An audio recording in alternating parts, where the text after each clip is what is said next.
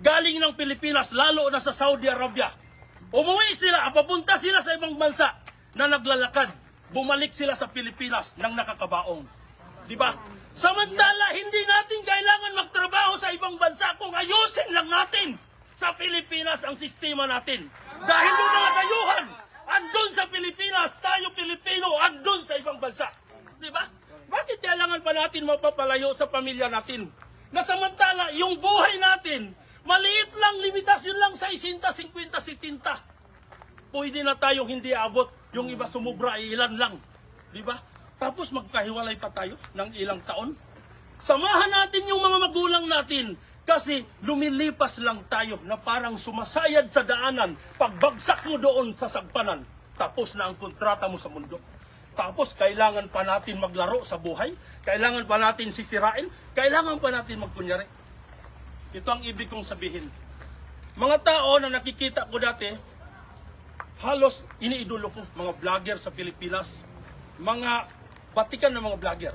Kung magsuporta sa kay Duterte, parang magpakamatay, ipapakita nila doon sa tao kasi Duterte talaga sila. Halos isusumpa. Pero nung bumaliktad ang panahon, Marcos na naman sila. Marcos na naman sila. Dito na natin makikita. Sila yung walang malasakit. Walang malasakit. Dito na natin makikita mga kababayan na kanya-kanya ang diskarte.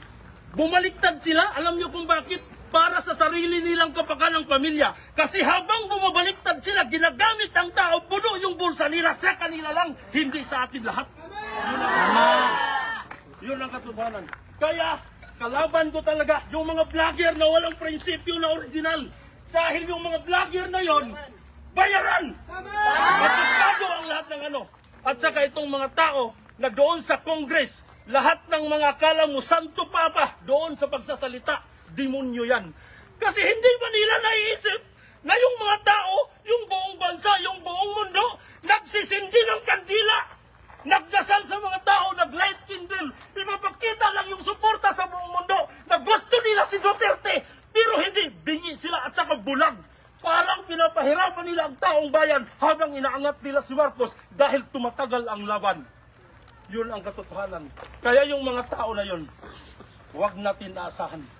So siguro, hindi ko nataasan kasi marami bang mga tao na gustong magbitaw ng kanilang saloobin. So ito lang yung masasabi ko sa iyo. Maraming salamat sa pagbigay niyo sa akin ng oras nito. Duterte, isang sigaw natin. Duterte! Duterte! Duterte!